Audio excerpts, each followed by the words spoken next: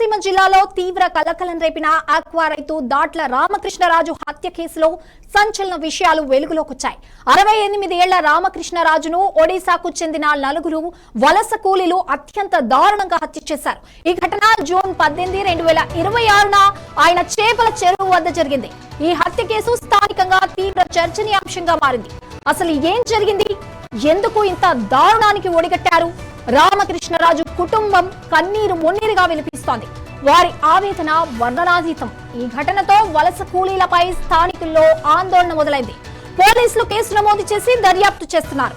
హత్యకు గంజాయి వ్యసనం కారణమని ప్రాథమికంగా తెలుస్తోంది. నిందితులు పారిపోతూ ఉండగా కాకినాడ వద్ద అదుపులోకి తీసుకున్నారు.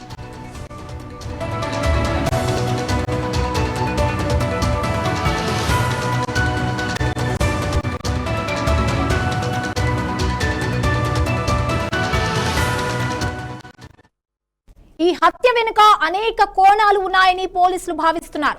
ప్రాథమిక సమాచారం ప్రకారం చేపల చెరువు పనుల విషయంలో రైతు రామకృష్ణరాజుకు వలస కూలీలకు మధ్య తీవ్ర వాగ్వాదం జరిగింది. ఈ వాగ్వాదం తీవ్ర స్థాయిలో ముదిరి గంజాయి మత్తులో ఉన్న కూలీలు రామకృష్ణరాజుపై దాడికి పాల్పడ్డారు. ఓ బండరాయితో ఆయన తలపై బలంగా కొట్టి హత్య చేశారు. ఆ తర్వాత అదే బండరాయిని ఆయన నడుముకు కట్టి చేపల చెరువులోకి విసిరేశారు. ఈ దారుణం స్థానికులను తీవ్ర భయాందోళనకు గురిచేసింది. మృతదేహాన్ని చెరువులో పడేసిన తర్వాత నిందితులు పారిపోవడానికి ప్రయత్నించారు. అయితే పోలీసులు అప్రమత్తమై వారిని కాకినాడ సమీపంలో పట్టుకున్నారు. వారిపై పలు సెక్షన్ల కింద కేసు నమోదు చేశారు.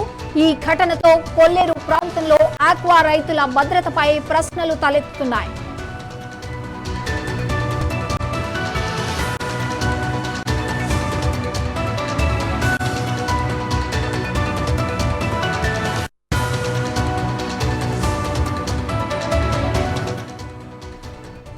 ఈ కేసులో నిందితులను అరెస్ట్ చేసిన తర్వాత వారిని కోర్టులో హాజరుపరిచి రిమాండ్కు తరలించారు. నేరం తీవ్రత దృష్ట్యా వారికి కఠిన శిక్ష పడే అవకాశం ఉంది.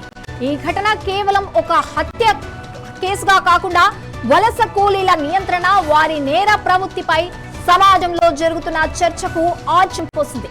ఏపీ సీఎం చంద్రబాబు నేతృత్వంలోని తెలుగుదేశం పార్టీ ప్రభుత్వం ఈ ఘటనపై సీరియస్ గా ఉంది.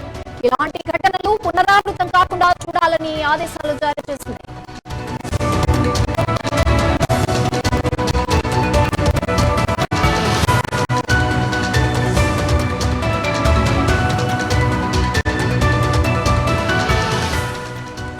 కొల్లేరు ప్రాంతంలో ఇలాంటి ఘటనలు జరగడం ఇదేం మొదటిసారి కాదు. కొల్లేరు సరస్సు ఒకప్పుడు జీవ వైద్య విధానానికి నిలవు, వలస పక్షులకు ఆవాసం. ఇప్పుడు తీవ్ర నీటి కొరతతో అల్లాడుతోంది. పెద్ద ఎత్తున పొలాల ఆక్రమణలు, నీటి కొరత కారణంగా పక్షులు రావడం తగ్గింది. దీంతో స్థానిక మత్స్యకారులు, ఆక్వా రైతుల జీవనోపాధి దెబ్బతింటోంది. గతంలో వైఎస్ జగన్మోహన్ రెడ్డి నేతృత్వంలోని వైసీపీ ప్రభుత్వం ఉన్నప్పుడు కూడా కొల్లేరు సమస్యలు తీవ్రంగా ఉండేవి. ఇప్పుడు నూతన ప్రభుత్వం ఈ సమస్యలను పరిష్కరించేందుకు చర్యలు చేపడుతోంది. సుప్రీంకోర్టు కూడా కొల్లేరు సరిహద్దు వివాదాలు, ఆక్రమణపై నివేదిక సమర్పించాలని ఆదేశించింది. ఈ హత్య కేసు, కొల్లేరు సమస్యలు రెండు ఒకదానికొకటి సంబంధం లేకుండా ఉన్నప్పటికీ ఈ ప్రాంతంలో నెలకొన్న సామాజిక, ఆర్థిక పరిస్థితులను ప్రతిబింబిస్తున్నాయి.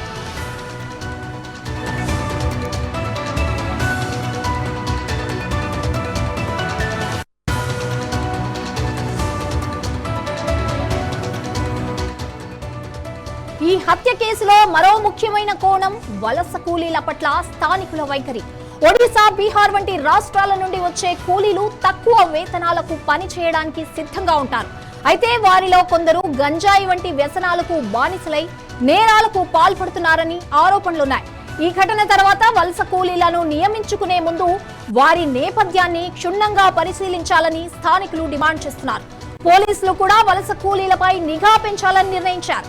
ఈ హత్య కేసు దర్యాప్తు వేగవంతం చేసి నిందితులకు కఠిన శిక్ష పడేలా చూస్తేనే ఇలాంటి నేరాలను అరికట్టవచ్చని ప్రజలు కోరుకుంటున్నారు. ప్రస్తుతానికి పోలీసులు నిందితుల నుండి మరింత సమాచారం రాబట్టే ప్రయత్నంలో ఉన్నారు.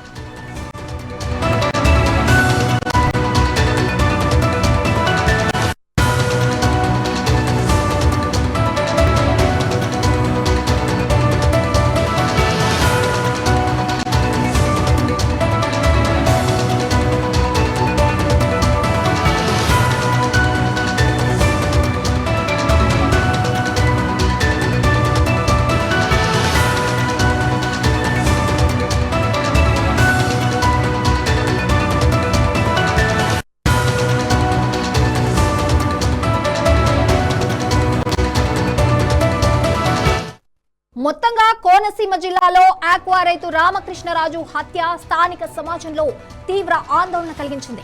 గంజాయి మత్తులో వలస కూలీలు పాల్పడిన ఈ దారుణం వలస కార్మికుల నియంత్రణ, భద్రతా చర్యల ఆవశ్యకతను మరోసారి గుర్తు చేసింది.